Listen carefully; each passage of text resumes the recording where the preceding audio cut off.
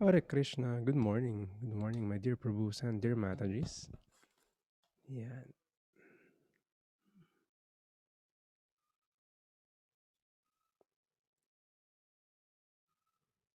And good morning sa ating mga um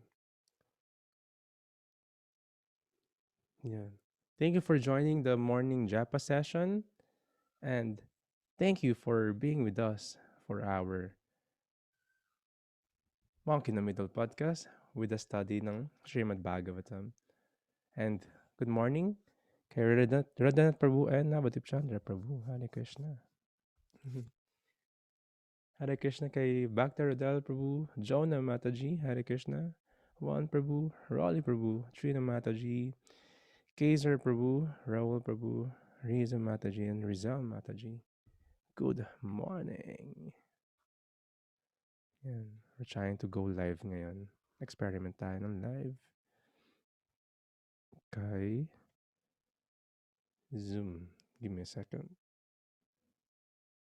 So, kamusta naman kayo, Prabhu Navadip and Prabhu Radhanath?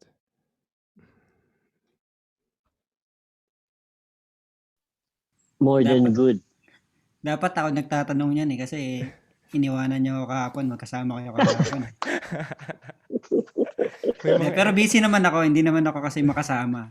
So, alam ko may ginawa kayong very important service kahapon and I would have loved to join you but it's okay. Sometimes magkakasama tayo. Sometimes pinaghiwalay tayo ni Krishna para para ma-cherish natin yung association ng isa't isa, Yes. Sabi nga nila, di ba? Like, Ano yung saying na yun?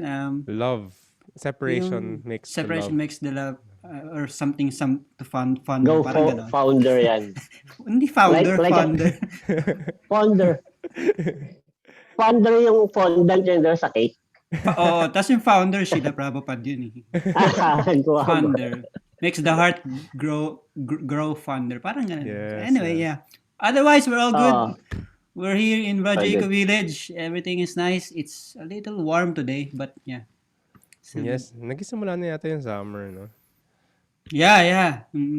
I feel like that also. So, we stopped yesterday in the 25th verse sa ating Srimad Bhagavatam. So, continued reading from Srimad Bhagavatam, first canto, Creation, chapter 2, entitled Divinity and Divine Service. So, we will start sa ating 26 text natin. Translation: those who are serious about liberation are certainly non-envious. They respect all. Yet they reject the horrible and ghastly forms of the demigods and worship only the all blissful forms of Lord Vishnu and his plenary portion. So dito, previously, we had um, conversations ni Suta Goswami saka ni mga sages in Naime Saranya.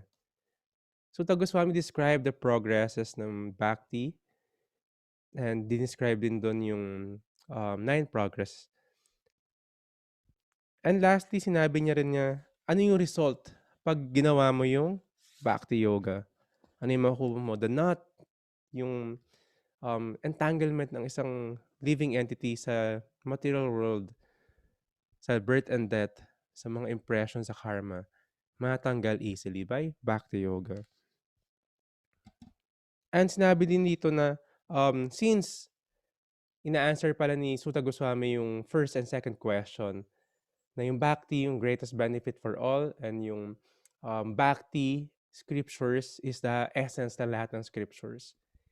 He is now emphasizing na si Krishna is the supreme. Ine-emphasize sa scriptures ngayon yung demigods and si Krishna. Kasi si Krishna is the fountainhead ng lahat ng creation. Even the demigods are just part and parcel ni Krishna. Srila Prabhupada mentioned it in the purport, there are two different categories ng expansion ni Krishna. First is the integrated plenary portion. Second is separated parts and parcel. So yung parts and parcel ni Krishna, kasama tayo doon, the living entities, the souls. And sinabi din dito is, pati yung mga demigods are parts and parcel ni Krishna. In short, tayo yung mga servants.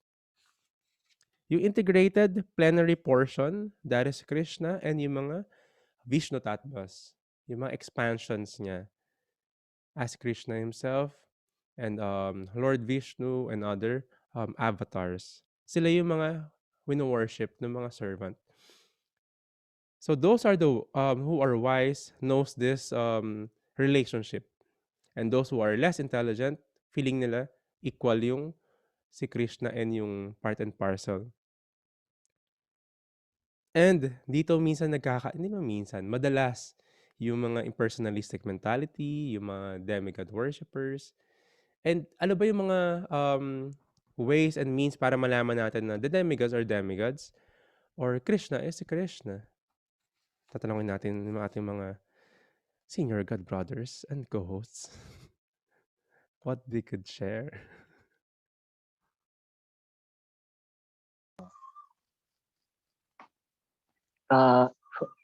Sa 26 na tayo, no?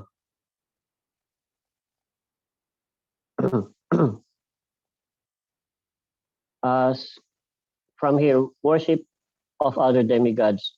How should we regard the many other demigods? Sutta Goswami continues, those who are serious about liberation respect all, yet they reject the forms of the demigods and worship only the all blissful form of Lord Vishnu in his plenary portion. Srila Prabhupada clarifies this point in his purport. Therefore, Vishnu and none else is called Muktipada, or the personality of Godhead who can bestow upon us mukti or liberation. The demigods, being like other living entities in the material world, are all liquidated at the time of annihilation of this material structure. They are themselves unable to get liberation. What to speak of giving liberation to their devotees? So yun eh. Kumbaga, kung manghihingi ka nga ng 100 pesos dun sa taong meron lang siyang 10 pesos, hindi niya mabibigay yon. Yes, meron siyang ibang qualities and all. But if you're looking for liberation, demigods themselves is hindi nila, sila subjected din sa annihilation. So, ayun, kaya nga demigods means half God. Demi means half. Kaya pala, demi more, no? Demi half. Anyway, so, demigods can award worshippers some temporary benefit only, and not the ultimate one. It is for the reason only that candidates for liberation deliberately reject the worship of the demigods, although they know they have no disrespect for any one of them. So, yun. We respect the demigods because they are appointed senators of the president himself. So, that's why, yeah, they are, ano nga ba yun? Yeah, empowered. They are empowered. Back to you. So, gusto ko yung sinabi yung binasa ni Navadip Chandra Prabhu, tinawag sila Muktipad. Kasi those who are worshiping the demigods actually, meron silang mga, yan, ang galing. May nag-remind sa atin. Kasi we haven't recited the invocation mantras. So, before we restart, we should recite the invocation mantras. So join me as we recite the Srimad Bhagavatam. I'll show it the screen. Yeah. Thank you for reminding me. Yan. Om Namo Bhagavate Vasudevaya. Om Namo Bhagavate Vasudevaya. Om Namo Bhagavate Vasudevaya. Narayanam Namaskritya Naram Chaiva Narottamam Devim Saraswatim Vyasam Tato Jayam Dirayet Nasta Parayesu Abhadreshu Nityam Bhagavata Sevaya Bhagavati Uttamas Loke Bhaktir Bhavati Naishtiki. So yan, nasa system na nila kung ano yung program natin. And salamat for reminding us. Back to the Hindi, demo. tinitesting lang daw talaga tayo ni Rada Charan. Kung ano. Testing lang namin kung talagang sinasa puso niyo yung program natin. But back to demigod worship and worship to the Supreme Personality of Godhead. Ano yung benefit na nakukuha when one worships the demigods? Meron silang material empowerment because they are in the position. So they could give us material benefit. Some demigods could give you money, could give you girlfriends, love life. Di ba? Some demigods could give you fortune, good fortune, or nice arrangements because they could give that. Even some demigods could give you mystic powers, just like Hiranyakashipu or si Ravana. They did a lot of penances. They worship the demigods. But actually, si Hiranyakashipu, he's a demon. Hinihiling niya na maging immortal siya. And hindi mabigay ni Lord Brahma yun kay Hiranyakashipu. Kasi siya mismo, sasabi niya, I'm also not immortal. 'Di ba? May time and may deadline din yung pagiging ano ko, pagiging may expiration din yung pagiging Lord Brahma ko. I could give you some mystic powers though. So hindi mabibigay nung demigods, sabi ni Nabati Prabhu, yung wala sila. Kasi they are also parts and parcel ni Krishna. Servant din sila ni Krishna. But since they are in the position, they could give something. So in Bhagavad Gita, it was mentioned, yung demigods could give temporary results sa mga human beings or sa other worshipper nila. The only thing is, minsan, yung binibigay ng mga demigod sa mga worshipper nila, minsan ikakapahamak din ng mga worshipper na yun. Diba, maraming pastime na they would give, like si Lord Shiva, may siyang worshipper siya.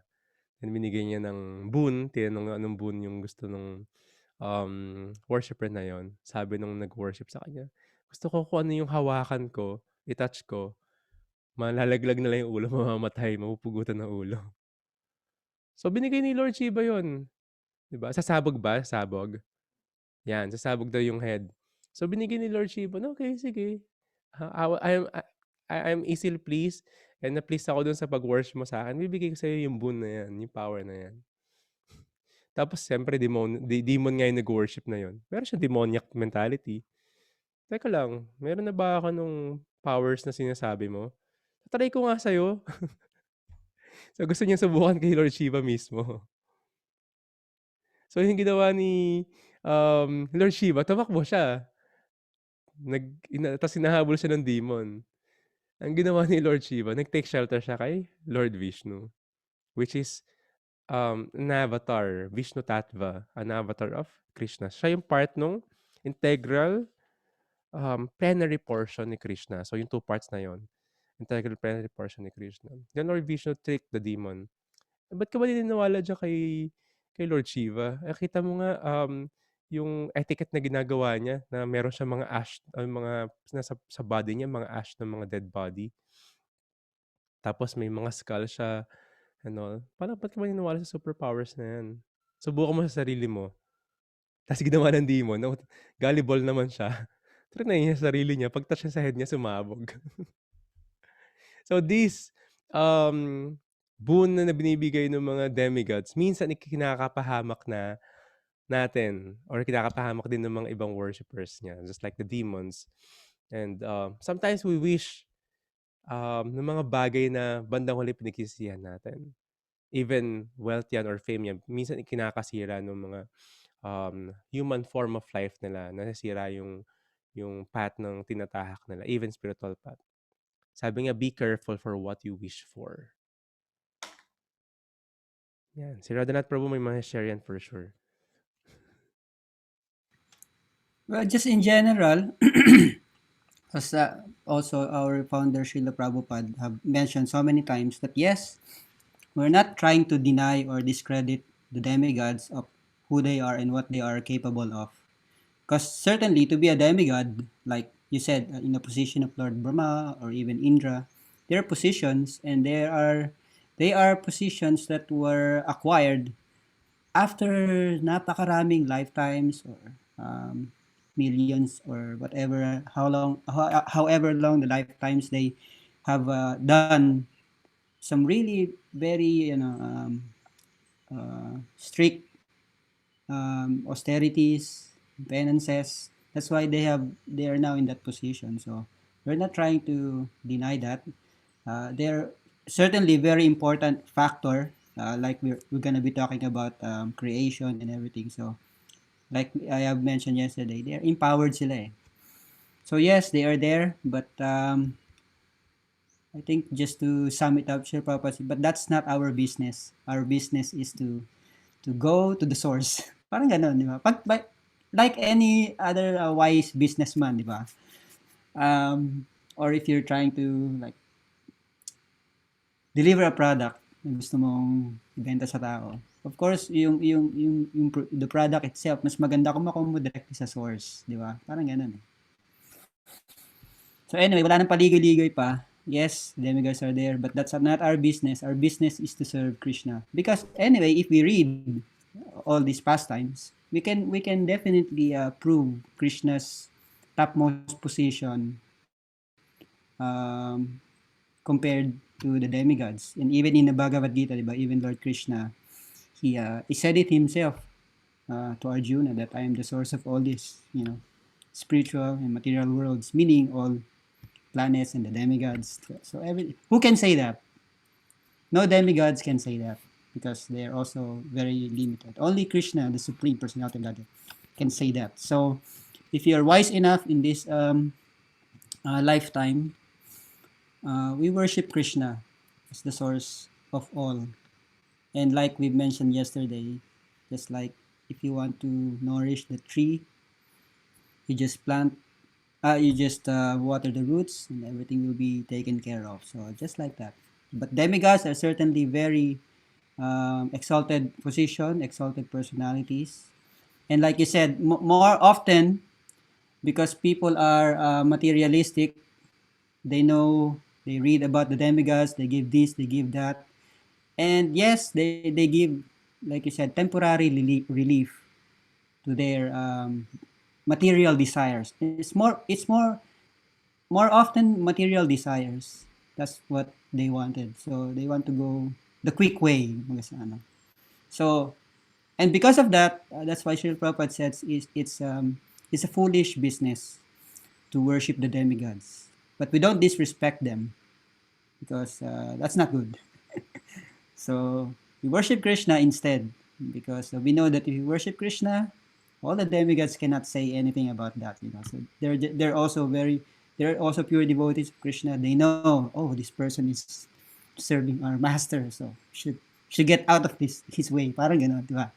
So it's a very nice relationship, a practitioner of bhakti when he worships Krishna.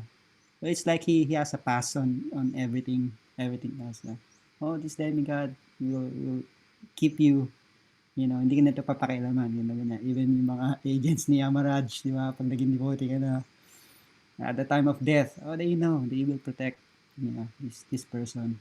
Let's not let the agents of Yamadutas, get near to this person. So that's the beauty of worshiping Krishna exclusively, with exclusive devotion to Krishna. We will all be under, we'll be taken care of.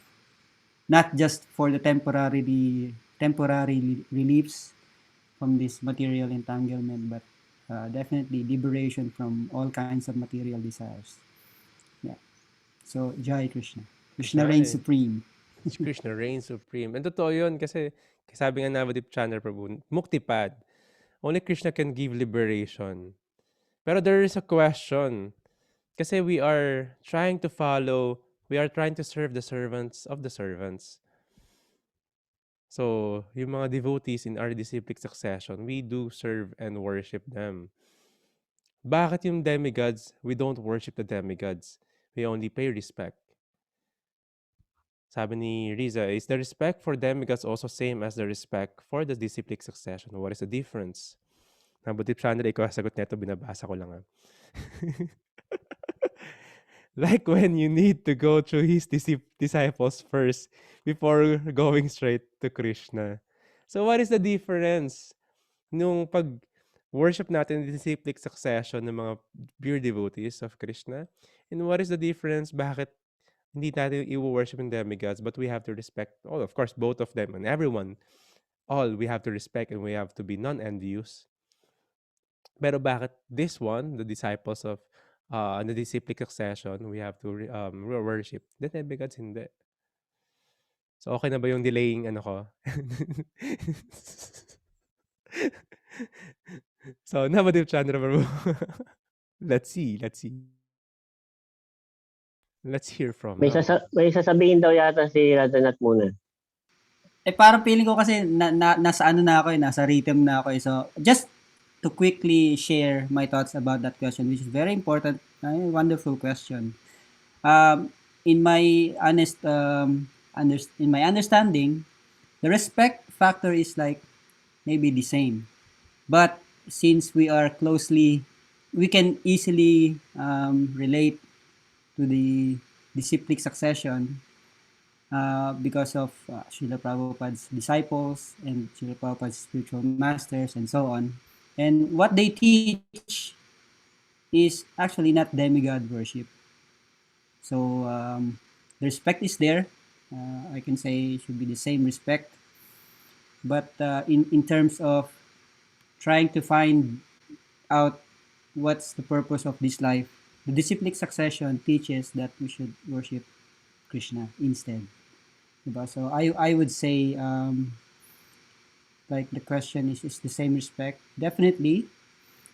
But we go to the disciplic succession, yes, because that's the source of our um, knowledge. How do we live this life in the service of Krishna? And the disciplic successions and the disciples of the gurus knows the way. So that's my just quick and simple answer to the question. Jai, thank you very much. And yan, Navadip Chandra, nag-iinit na. Tama yung sinabi ni Radhanath. Pero in other way around, meron dito nakalagay from the overview. Why then do so many people direct their worship towards demigods or entities other than Lord Vishnu? So in Bhakti Sandarbha, Srila Jiva Goswami asked the same question. Why is it seen that many worship other deities, or especially Lord Shiva? They do so because they have material desires. But those desiring liberation, what to speak of, whose only goal is in life is devotional service to the Lord, do not worship anyone but the Supreme Personality of Godhead, according to Jiva Goswami. That is the meaning of that the text 26 of the Bhagavatam. Bhagavatam, the second chapter, text 26. Wala pa tayo sa 27, no? Okay. So, tinanong ko na yan before. Other form naman ng question. Ang alam kasi natin is, Hindu, maraming God, parang ganyan. Anong pinagkaiba ng Hindu taka sa Hare Krishna? Ayan. Tapos sabing ganun, Hindu Hinduism are demigod worshipper or maraming god. Oh, of course, included na rin si Lord Vishnu or si Krishna. Pero marami pa. Yun nga, yung mga demigods. Sabi nga, if you want to worship the demigods, they are conditioned also 33 million demigods. You have to worship 33 million demigods. How come? Mahirap yun. Hindi natin kaya. So, and ang pinagkaiba nun, anong pinagkaiba ng demigod worship sa kay exclusive lang kay Krishna? Demigod worship is dapat kumbaga condition nga sila din di ba? Dapat is perfect yung mantras, perfect na perfect. Dapat golden paraphernalias and lahat kailangan plakat. Kasi ito malupit. Kasi pag hindi or pag kulang or pag may mali, pinagkaiba nun is demigod worship is right minus wrong. Pag may offense ka doon nagawa, may balik. May hindi magandang mangyayari or anything. And then Krishna's worship is yes, we worship him with all devotion. Ang actually tinitignan lang ni Krishna o yung hinahanap ni Krishna is yung devotion natin.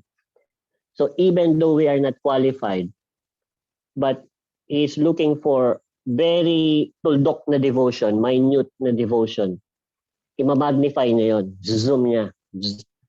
Tapos yung spark na yun, ifa-fan niya. So magkakaroon ng blazing fire of love. So, ganun si Krishna. And then, dinidisregard niya yung mga offenses. Hindi niya na alam niya na yung people of Kali Yuga eh. So, dinidisregard niya yung mga offenses. Ang tinitignan niya is, ang tinatanggap niya is yung devotion. So, yun yung pinagkaiba ng demigod worship sa deity worship or sa worship exclusive for Krishna.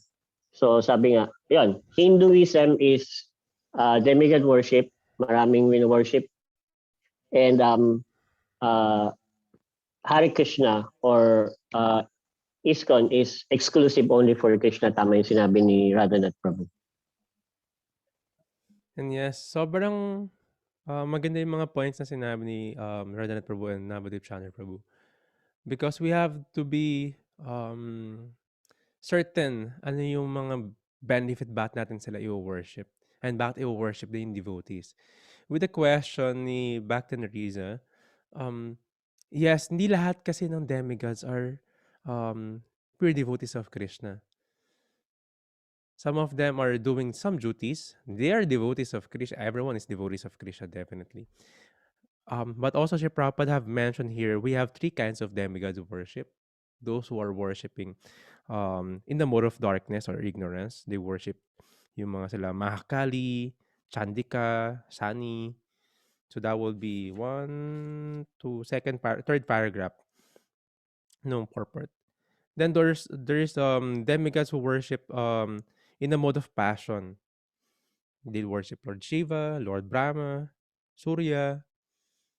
So yung mga worship sa kanila, same yung effect nun kasi that's in the same mode. So will bring your ignorance, will bring you passion. But those who are in the pure good, in goodness, they worship Vishnu Tattvas or yung mga integrated parts and parcel ni Krishna. Integrated, hindi siya yung separated. So yung kasama niya rin. So different din yung effect nun. And it is actually an offense na ma-mix up natin yung thinking na the servants is also to be worshipped.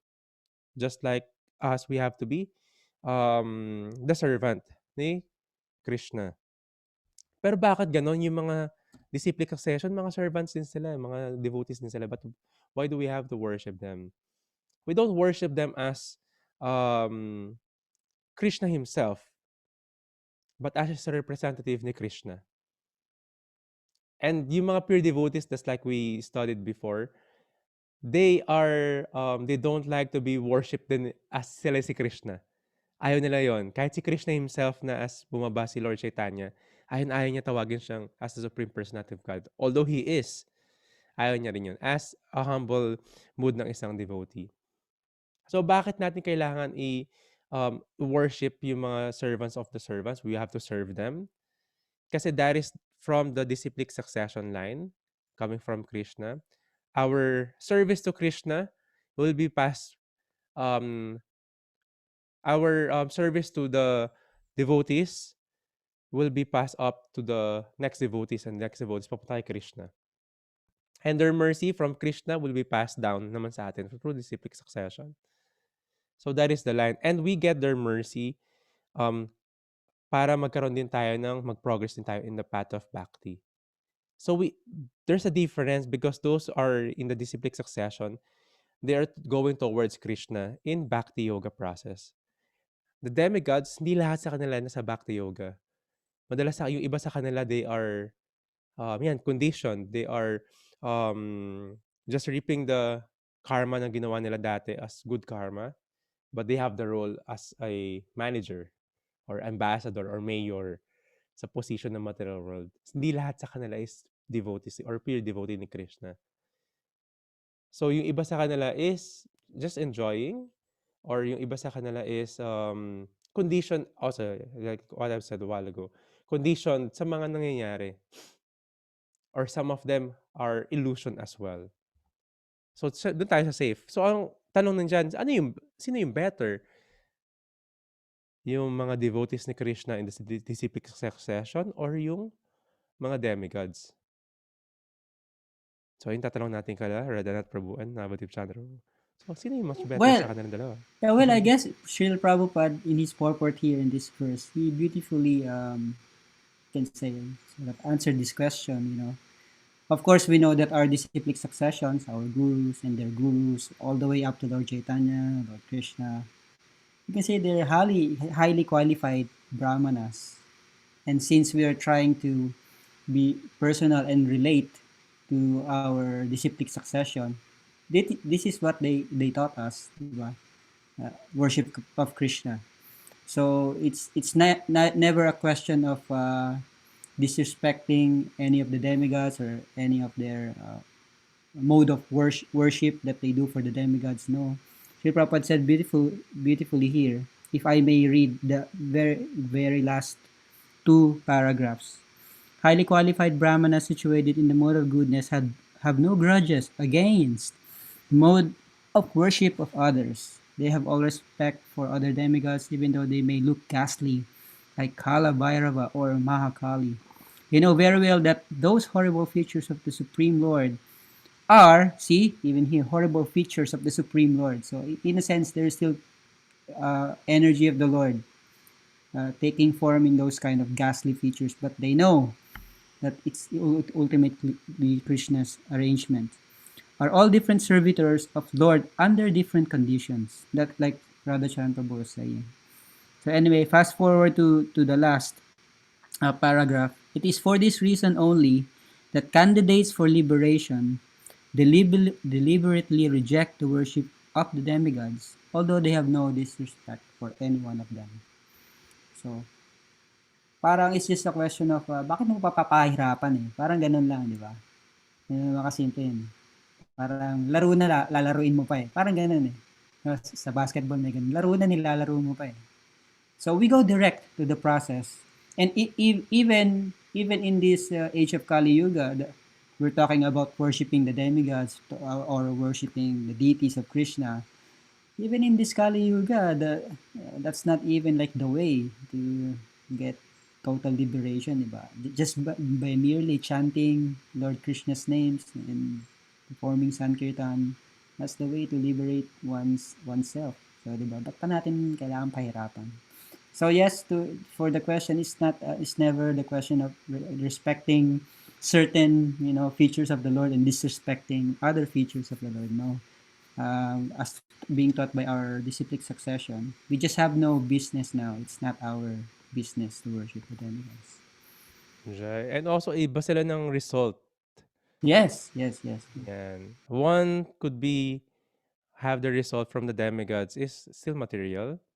Pwedeng makasama tayo, ma-entangle pa rin tayo dun sa life natin in this material world. The others is when one worships serves the servants of the servants, and one would be liberated because only Krishna could give liberation through his disciplic succession. Nabudip siya, Prabhu. May share si Prabhu. Para isang lahat naman ng sinabi ni Radhanath Prabhu and Radhacharan Prabhu is tama. Gusto ko lang i-add na it's like this.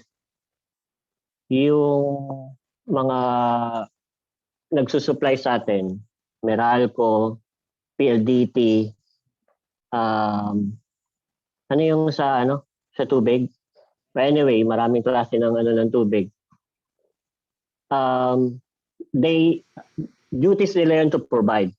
Ganon yung demigod, duties nila to provide. Pero do we worship them? Hindi, di ba?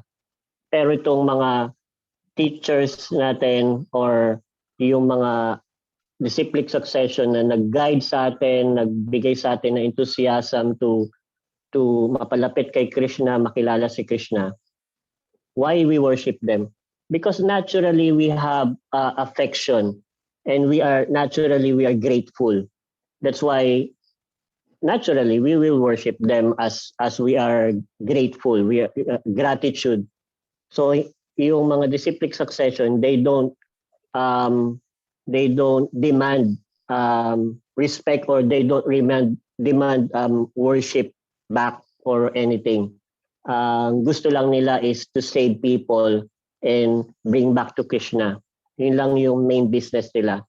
But as we are so grateful, we worship them or all gratitude, we do whatever we can do on our nature, in our capability, just to give, try to repay or try to reciprocate. So something like that. So they don't demand worship. Hindi sila nag-expect ng payback, but it's our own how to say initiative, because we really thank them, something like that. So but yung mga appointed senators or yung mga nagpo-provide Meralco, PLDT and all, we just if we just worship Krishna, okay na sila, or parang nagbabayad ka, okay na sila. Hindi nila kailangan ng worship, something like that. Yes. And actually connected din sa text 27 natin. We'll read the translation. Those who are in the modes of passion and ignorance worship the forefathers, other living beings, and the demigods who are in charge of cosmic activities. At yung sinasabi ni Nabutip Chandra Prabhu. At yung reason? For they are urged by a desire to be materially benefited with women, wealth, power, and progeny. So, ito yung mga reason bakit people are worshiping the demigods. The forefathers, yung mga ninuno, and other living beings, sila yung mga, minsan yung mga, may worshiper ng mga ghosts and living entities din. We have that, may mga witchcraft and all. They worship them because ano yung benefit na nabibigay sa kanila? Benefited to have yung mga sexual intercourse with women and other genders, wealth, power, and even progeny. Di ba may mga ganun na mga wino-worship nila to have para mabuntis yung asawa, to have children. So these are the benefit that they want to. That's why they worship this. And of course, sabi sa Bhagavad Gita, if one worships the forefathers at the end of his life, they will go to the forefathers. If one worships the demigods, they will go to the demigods. If one worships the ghosts and other spirits, they will go in next life sa mga dun sila ipapanganak. But if one worships Krishna, one will go definitely to Krishna's abode. So Prabhupada mentioned here na these results actually, yung mga desire na to and yung results na to is material entangling. Nakaka-entangle siya sa material na buhay. Prabhupada mentioned na yung mga gumagawa na ito are those people who are poor fond of knowledge because they thought this is the goal of life. Sri Prabhupada will quote Prabhupada's words: "We should never desire to increase the depth of our material enjoyment. Material enjoyment should be accepted only up to the point of the bare necessities of life, and not more or less than that. To accept more material enjoyment means to bind oneself more and more to the miseries of material existence." So these are the binding factors. Ito yung nagpapabind sa atin, nagpapa-entangle sa atin sa material life. And ano pa yung reason bakit i-worship sila para maging mabind pa lalo tayo rito sa material world? Eh, ang goal nga, di ba, umalis na rito sa material world. So that is one of the reason bakit kailangan natin to worship Krishna, the Supreme, through the disciplic succession and not just the um, demigods. And kaya natin hindi sila dapat i-disrespect kasi if we offended them, they are living entities, they're in a high position as well. We have karma in offending them as well. Sabi dito, forgetting these principles, foolish people who are after more wealth, more wives, and more wives, and more children worships various demigods. The aim of life is to end the miseries of life and not to increase them.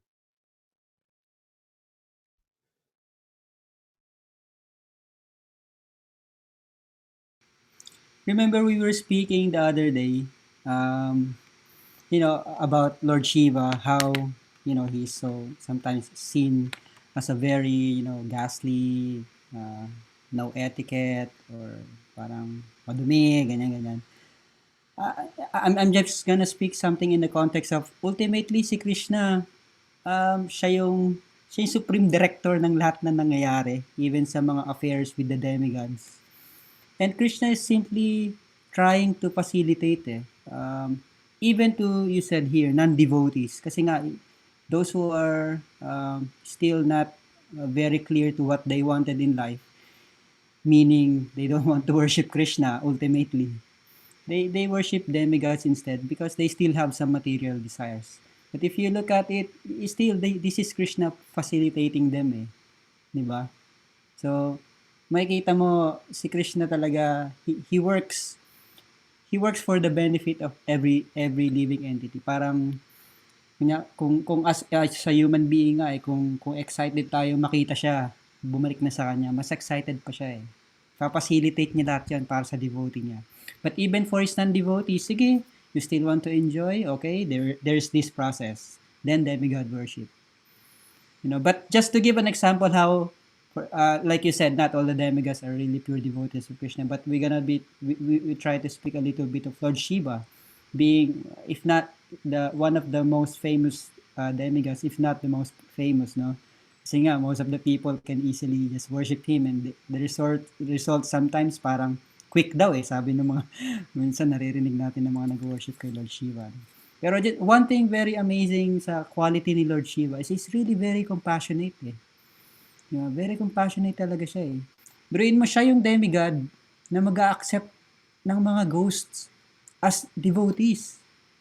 Diba, we talk about ghosts, meaning they are ghosts, they don't have subtle, they are just in the subtle forms. They don't have gross bodies.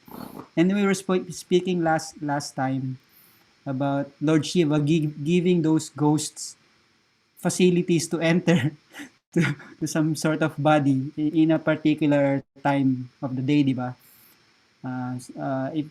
If it's not too much, di ba parang if we Kwento mo, we maganda may yan, maganda yan. we may have heard already that as a practicing devotee, those who are wanting to perform devotional service, there was this time of day. I was just hearing this from the lecture also, which really got me so amazing input. And then the Brahma Muhurta time, that's the time in the morning, is supposedly 24 minutes before. It's total of 48 minutes. The 24 minutes before and 24 minutes after sunrise. That's supposed to be called Brahma Muhurta. And in that particular time, the best results can be acquired if you do some sort of devotional activities. Hence, at that time, nag-chant na tayo, attend tayo ng mga programs, worship na natin si Krishna. So, that was the best time for the devotees to do this kind of thing. So, Krishna is facilitating this for his devotees. And yung story ni Lord Shiva, so that is Brahma Muhurta. So, that is in the mode of goodness, very first thing in the morning.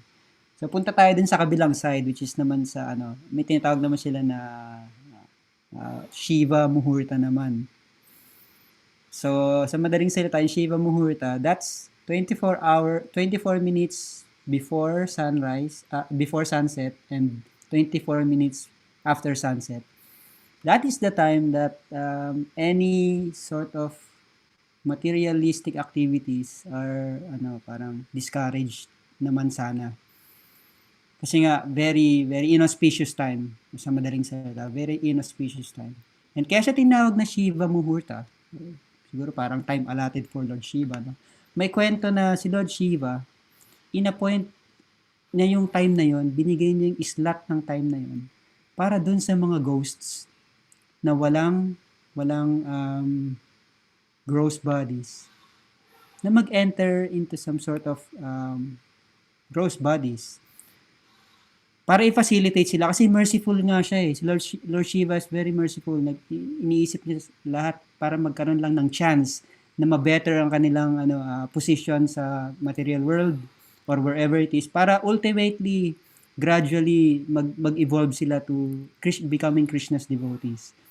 So yung example na sinasabi ko is basically in the context of in that particular time one should not try to parang go into some sexual activities, especially when you're trying to. That's not the time that you want to plan to make a child, because certainly at that particular time, these chances of getting some sort of not desirable ghostly entities will enter to your to the soul, to that body, parang ganun. So sa madaling salita, medyo nag-babble na ako so much, pero sa madaling salita, that's not the desired time to procreate, to enter into some procreation activities.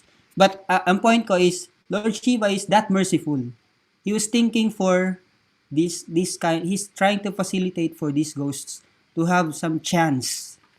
Kahit na pa kung titignan mo parang mali di ba? Pero hindi. That is just, if Krishna is the most compassionate Lord, of course Lord Shiva is his most compassionate devotee also. So Lord Shiva gets that same compassion para sa lahat ng living entities. So since he's in charge of the mode of ignorance, which is this for these ghosts and other subtle bodies, he's trying to just facilitate that. So it's just very wonderful that that's why we need to be very careful not to judge them. Di ba may say, don't judge the book by its cover. So si Lord Shiva kasi parang ganun yung itsura niya. Hindi maganda eh. So let's not, I think another lesson is let's not judge them by the looks, because they're certainly servitors of Krishna also. And we definitely don't want to be in the position where we offend any of them, because ultimately they're also just trying to be Krishna's servant. If you offend Krishna's servant, that's the most you can say most dangerous position you want to be put in, this offense. So anyway, just example how Lord Shiva as the demigod is very compassionate. And certainly that compassion is coming from Krishna also, because he's such a pure devotee of Krishna. And but just like I said, often misunderstood and misjudged. So let's not offend them. Yes, napakagandang story nun, and mamaya magkatanong na sila sa parents nila, anong oras ba ako ginawa? Baka mamaya di galing ako sa demon dati.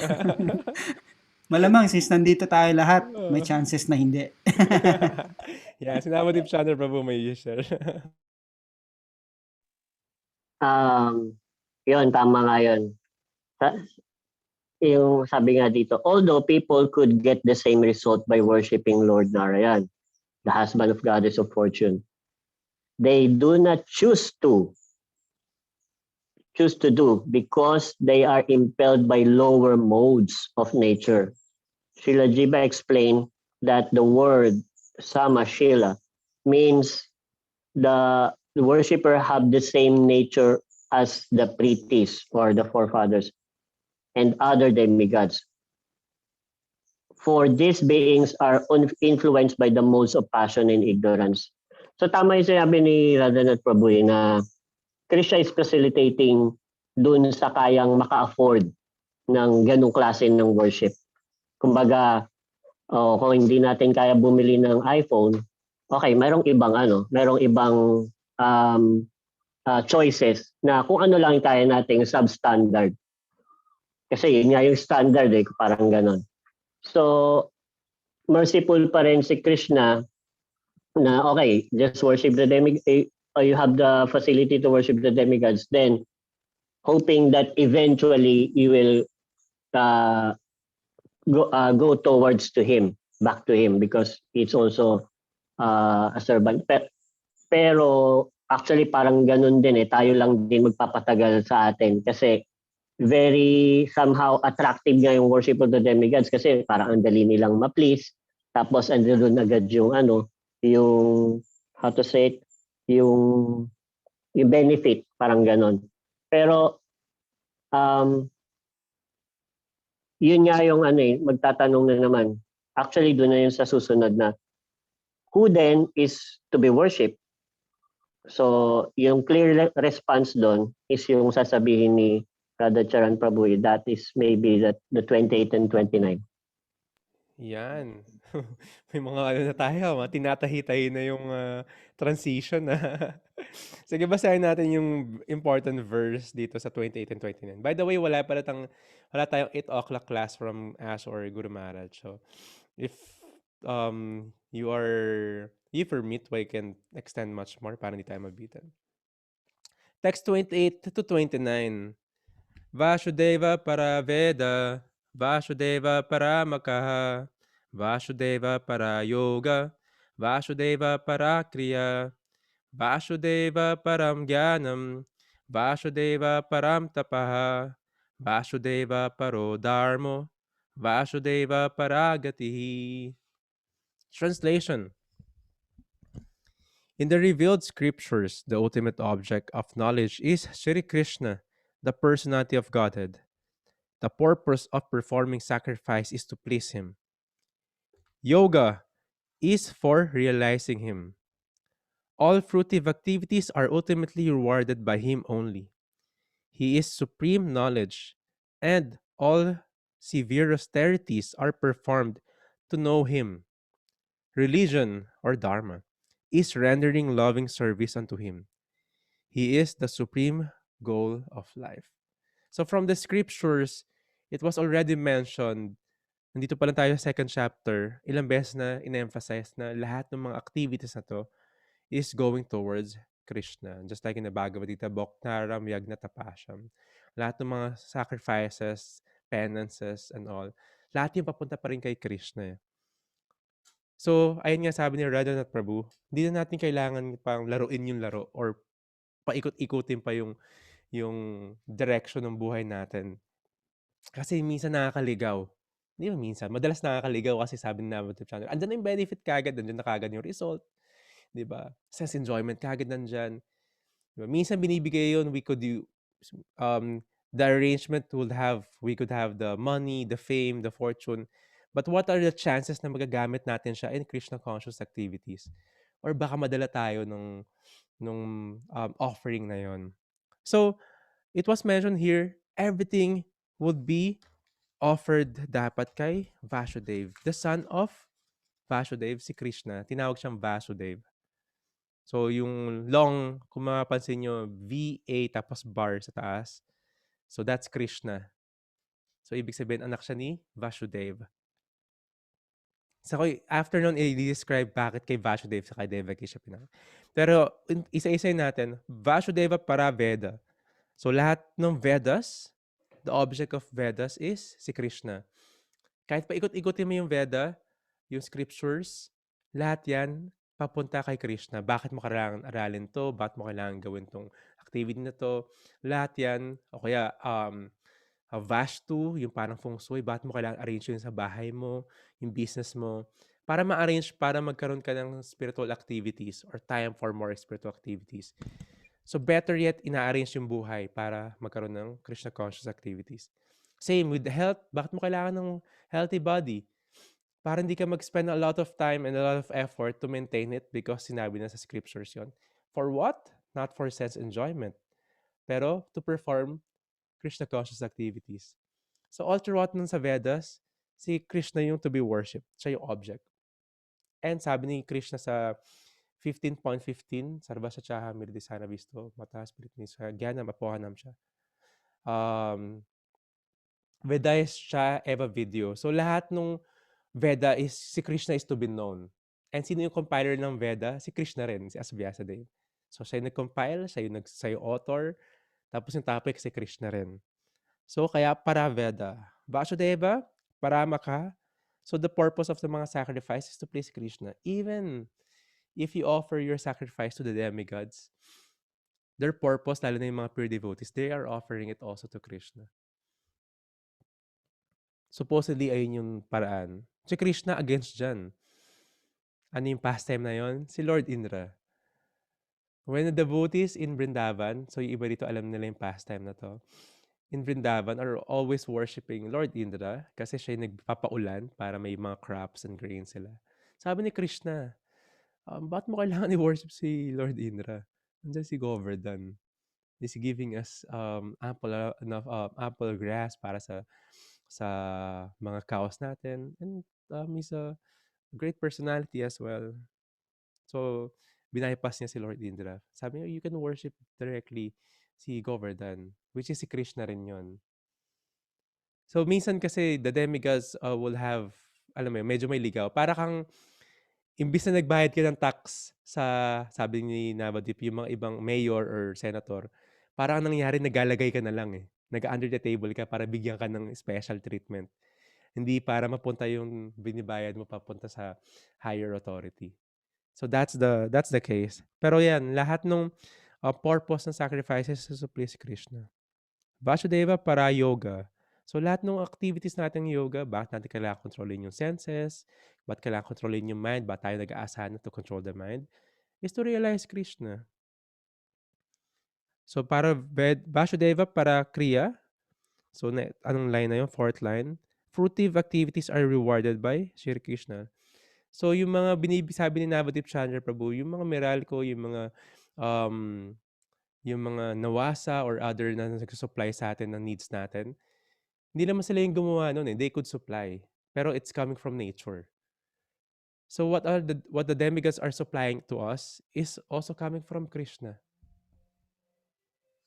So Krishna is the supreme knowledge. Yes, sa kanya galing yung buong knowledge niya. Param gyanam.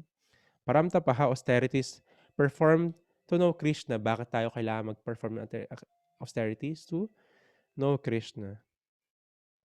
Religion is loving service unto Krishna. So, dinescribe dito anong ibig sabihin ng religion. Not just traditions. Or yung iba, nag-worship sila ng, they go to the place of worship para gawing waiter si God. Oh God, please, bigyan mo ako ng, sana manalo ko sa loto. Diba? Sana sagutin ako ng nililigawan ko. They want much more, they're asking Krishna or God para pagbigyan yung mga material desire nila. O para ipapasa mo ako sa board para makapagtrabaho ako, maging mayaman ako. O tanggalin mo yung suffering ko. So inutos sila ng inutusan.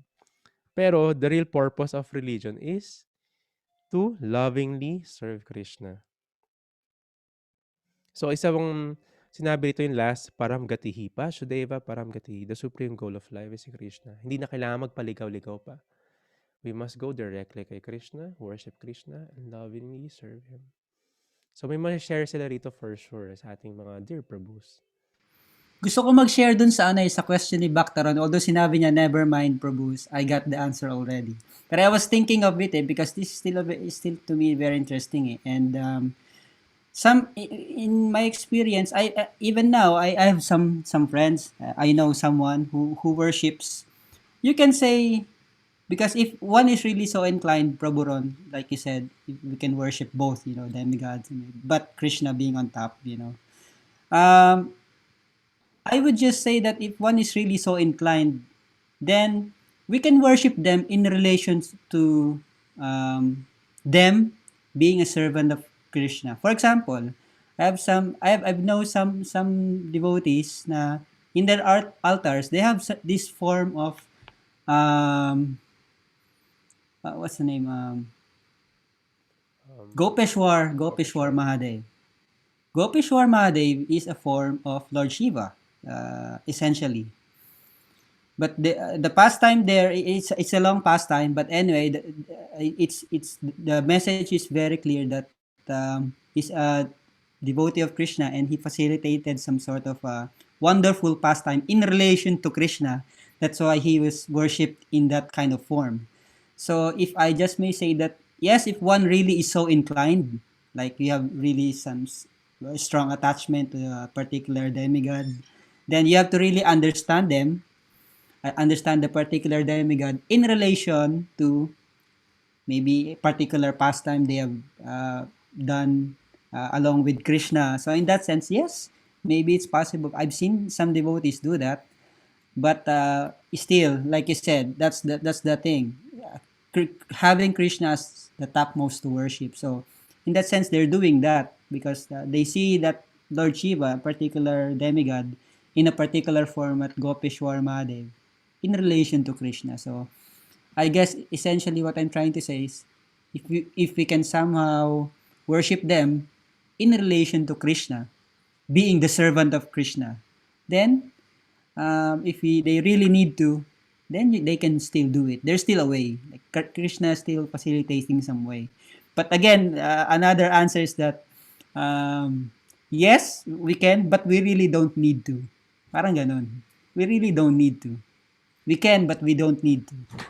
But if we really do, if we really want to, there's a way that we can see them as servant of Krishna. And yes, by all means, put them in your altar, worship them as Krishna's servant also. Because that's all what we wanted to do, be a servant of the servant of the servant. And, um, walang ending yon, yung servant of the servant. Yes. Oh, ano tayo, servant of the servants lang. So, yes, that's just my simple. Because it's very interesting this topic about demigods versus Krishna, there's actually no contention. They cannot, there's no fight between them.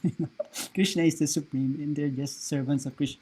But because of the material desires taking over, then yes, we misunderstand. We take Krishna for granted, if not lightly. We think that the demigods are better because they give immediate relief, and that's because of the illusion.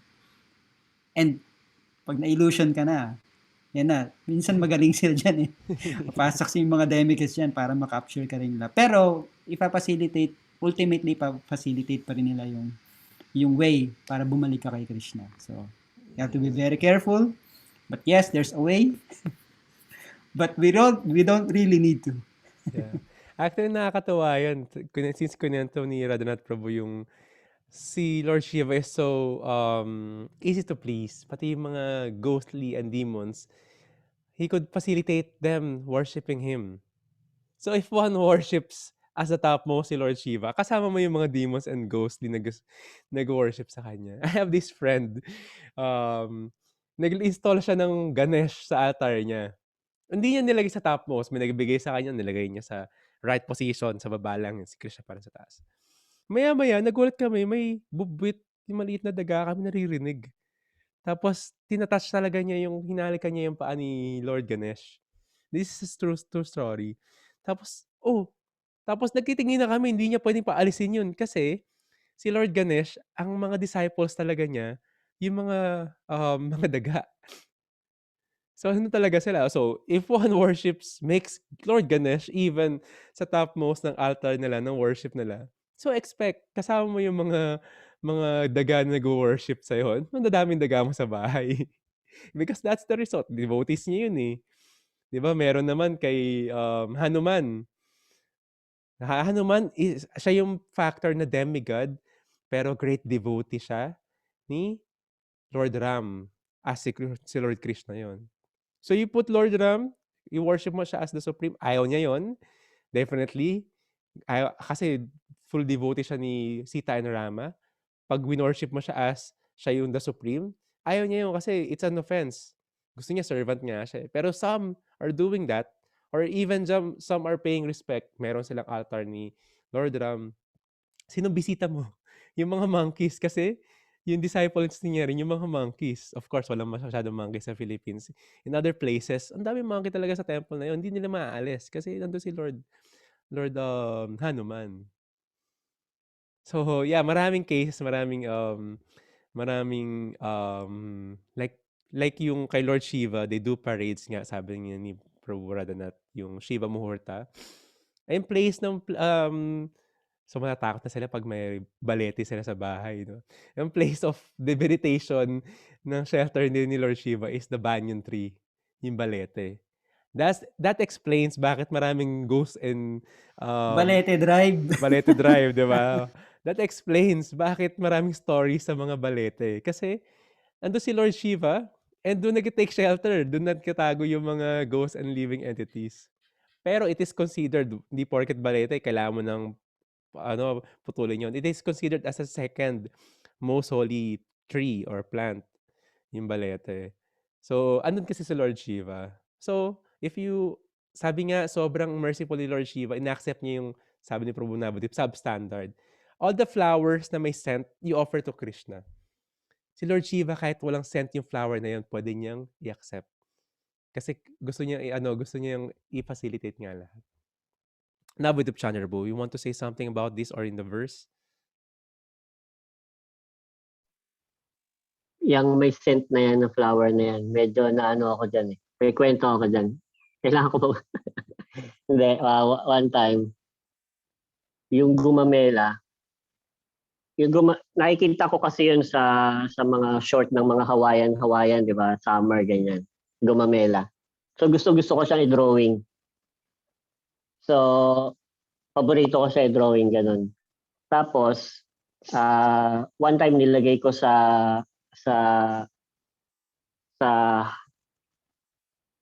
ginawa kong gopidat. Nilagay ko sa body ni Krishna. Tapos, na-criticize ako. Maganda lang yung design niya eh. Pero hindi pala para kay Krishna yon. Even doon pala sa ano na yon, sa bato, sa kahit drawing lang, hindi mo pwedeng i-offer yon. Para kay Lord Shiva yung specific na flower na yon. So, mali. So, yun nga, kailangan may scent lang or even dun sa form ng drawing, hindi rin. So, kailangan, yun, first class yung ibibigay kay Krishna. Pero from here, Vasudeva Krishna, the Supreme Personality of Godhead, Krishna equates himself directly with Vasudeva. In Bhagavad Gita, chapter 7, text 19, after many births and death, bahunam janmanam ante. He who is actually in knowledge surrenders unto me. Jnana mam prapadyante. Knowing me to be the cause of all causes, Vasudeva. And all that is, sarvam iti. Such a great soul is very rare. So si Prabhupada, sabi niya rito, Prabhupada has already emphatically and conclusively stated in his purport niya sa text 27, one should work hard and worship the Supreme Lord by the fruits of one's hard labor for existence. And that should be the motto of life. Yan. And in his purport to text 28 to 29, he writes that in the Bhagavad Gita, it said that those who are Mahatmas or those whose minds have been so broadened as to be engaged in the service of the Lord are under the influence of internal potency. Internal potency, Shrimati Radharani. means devotion.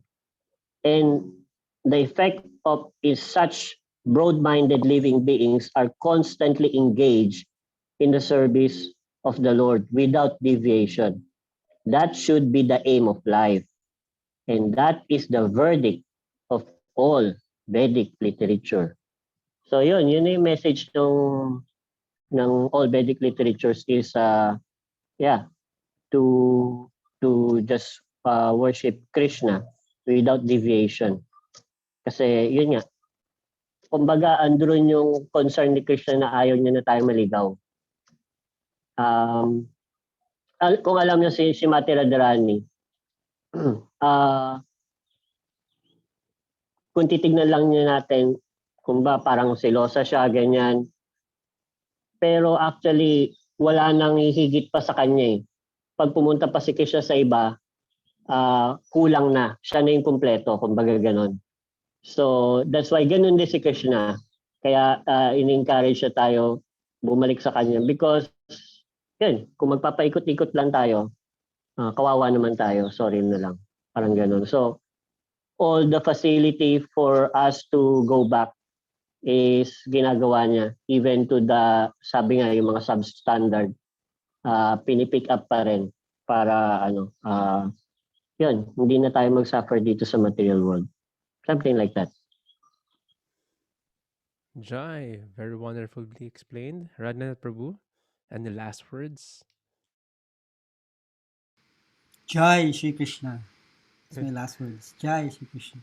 Krishna reigns supreme. So maraming salamat for joining our morning Monk in the Middle podcast in the study of the Srimad Bhagavatam. Again, if you want a copy of this Srimad Bhagavatam set, DM is the key.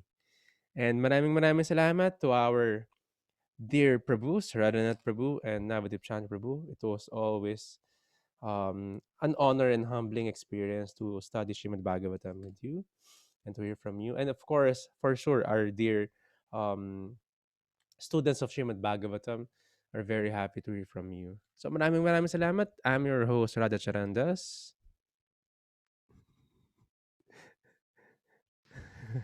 And Navadvipa Chandra Das. Pero sabihin ko, co-host, Radhanath Das. Jai, maraming salamat. See you again tomorrow. Alam mo, meron tonight, tomorrow, and then all the announcements will be posted in the group chats. Gantaraj Srimad Bhagavatam ki jai. Prabhupada ki jai. Go. Hari Hari. Hari Hari Bo. Don't forget to finish your rounds and chant and read some Sri Prabhupada books. Hare Krishna.